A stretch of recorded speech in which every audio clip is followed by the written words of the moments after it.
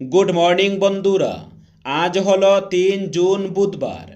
আজকের বরাক উপত্যকা তথা আসামের শ্রীভূমি, শিলচর, হাইলাকান্দি এবং ভারতের বিভিন্ন প্রান্তের আজকের সকালের বিশেষ বিশেষ খবরগুলি হলো: যেখানেই সরকারি জমি দখলে রয়েছে সেখানেই চলবে উচ্ছেদ অভিযান, বললেন কমলাক্ষ দে পুরকাইস্ত।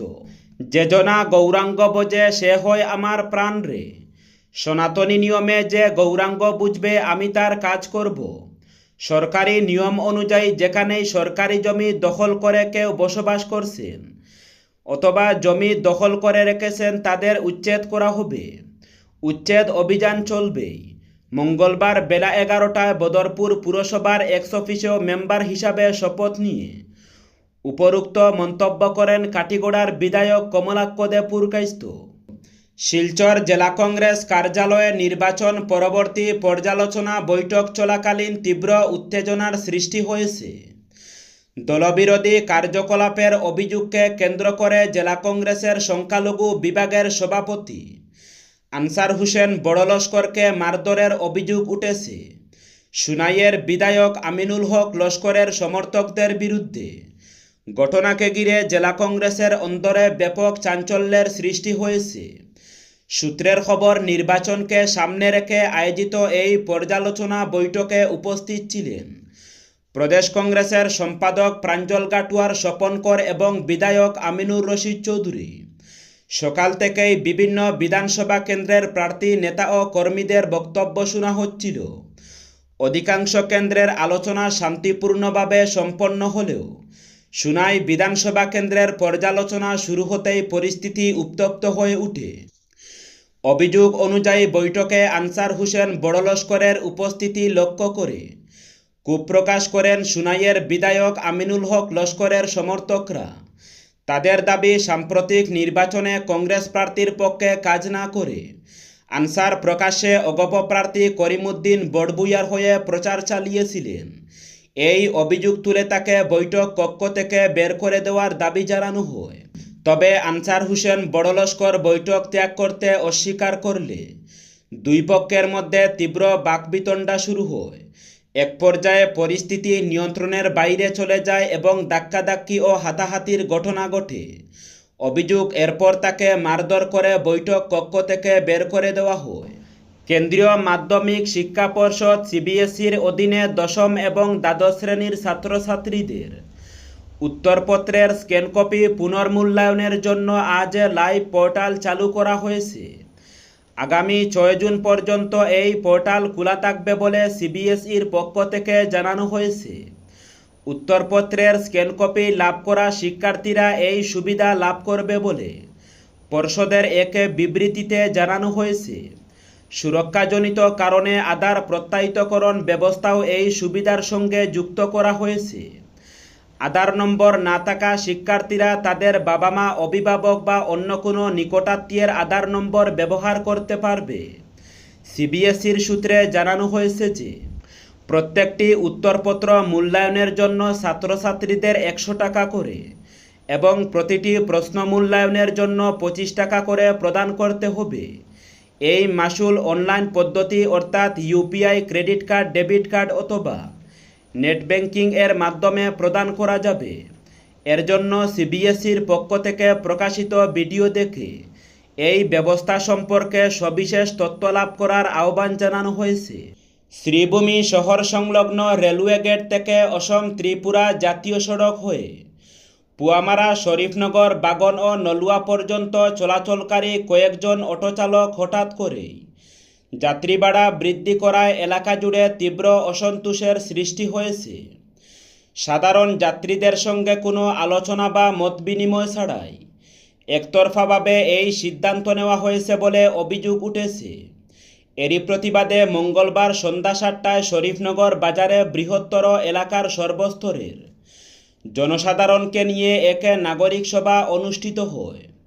সভায় সভাপতিত্ব করেন প্রাক্তন জিপি সভাপতি তথা মালেগড় আঞ্চলিক পঞ্চায়েতের সহসভানেত্রীর প্রতিনিধি হুসেন আহমদ চৌধুরী। সভায় দীর্ঘ আলোচনার পর সর্বসম্মতিক্রমে সিদ্ধান্ত গৃহীত হয় যে শরীফনগর এলাকার কিছু অটোচালকের মনগড়া সিদ্ধান্তে ভাড়া বৃদ্ধি কোনোভাবেই মেনে নেওয়া হবে না। সভায় উপস্থিত প্রাক্তন জেলা পরিষদ সদস্য সুকেন্দু শুক্লবৈদ্য, সমাজসেবী মহিনুদ্দিন চৌধুরী, মঈনুদ্দিন, হুসেন আহমদ চৌধুরী সহ অন্যান্য বিশিষ্ট ব্যক্তিবর্গ তাদের বক্তব্যে বলেন, সামান্য জ্বালানি তেলের মূল্যবৃদ্ধির কারণে জেলার অন্য কোনো অটো অ্যাসোসিয়েশন ভাড়া বৃদ্ধি করেনি। সেক্ষেত্রে শুধু শরীফনগর এলাকায় একতরফাভাবে ভাড়া বৃদ্ধি অযৌক্তিক ও অগ্রহণযোগ্য। শ্রীভূমি জেলার বিভিন্ন এলাকায় নিত্য প্রয়োজনীয় পণ্যের পর্যাপ্ত মজুদ, সরবরাহ ব্যবস্থা ও মূল্যবৃদ্ধির উপর কড়া নজরদারি চালাতে 2026-27 অর্থ বছরের জন্য সার্কল ভিত্তিক টাস্কফোর্স গঠন করেছে জেলা প্রশাসন। জেলা খাদ্য গণবিতরণ ও উপভোক্তা বিষয়ক শাখার উদ্যোগে জেলাশাসকের কার্যালয় থেকে জারিকৃত এক বিজ্ঞপ্তিতে এই টাস্কফোর্স গঠনের কথা জানানো হয়েছে। বিজ্ঞপ্তিতে জেলা প্রশাসন জানিয়েছেন, জেলার শ্রীভূমি সদর, বদরপুর, নীলামবাজার, পাতারকান্দি এবং রামকৃষ্ণনগর রেভিনিউ সার্কেলে পৃথক টাস্কফোর্স গঠন করা হয়েছে। প্রতিটি টাস্কফোর্সে সংশ্লিষ্ট সার্কল অফিসারকে সভাপতি হিসাবে রাখা হয়েছে।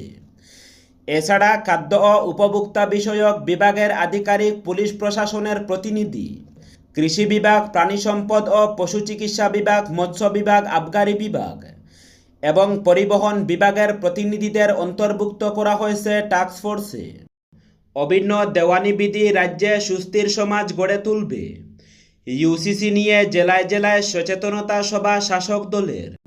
বিধানসভায় অভিন্ন দেওয়ানি বিধি ইউসিসি বিল গৃহীত হওয়ার পর এখন রাজ্যের জেলায় জেলায় সাংবাদিক সম্মেলন করে এ নিয়ে সচেতনতা সৃষ্টি করেছে শাসক দল বিজেপি। বিজেপি বিধায়কদের বক্তব্য, অভিন্ন দেওয়ানি বিধি রাজ্যে এক সুস্থির সমাজ গড়ে তুলবে। বিভিন্ন জেলায় পৃথক পৃথক সাংবাদিক সম্মেলনে অংশ নিয়ে বিজেপি বিধায়করা বলেন, ইউসিসি নিয়ে বিজেপি কথা মতোই কাজ করেছে। ইউসিসি মহিলাদের অধিকার সুরক্ষিত করবে। গুয়াহাটিতে সাংবাদিক সম্মেলনে বিধায়ক বিপ্লুরঞ্জন শর্মা বলেন, ইউসিসি রাজ্যের সব নাগরিকদের জন্য সমতা আনবে। মহিলাদের সবলীকরণের ক্ষেত্রে অভিন্ন দেওয়ানি বিধি সুদূর প্রসারী ভূমিকা পালন করবে। তিনি বলেন, অভিন্ন দেওয়ানি বিধিতে অসমের মানুষের সমর্থন রয়েছে। সাংবাদিক সম্মেলনে বিধায়ক বিমল বরা বলেন, তাৎক্ষণিকভাবে ইউসিসি প্রণয়নের সিদ্ধান্ত নেওয়া হয়নি। সমনাগরিক সংহিতার প্রেক্ষাপট বহু পুরনো। সমতা এবং মৌলিক অধিকারের বিষয়টি দীর্ঘদিন ধরে চর্চা ছিল। সংবিধান প্রণেতা বাবা সাহেব ভীমরাও আম্বেদকরও অভিন্ন দেওয়ানি বিধি চেয়েছিলেন। 1948 সালে সংবিধান সভার বিতর্কে অভিন্ন দেওয়ানি বিধির পক্ষে আওয়াজ তুলেছিলেন ডক্টর ভীমরাও আম্বেদকর।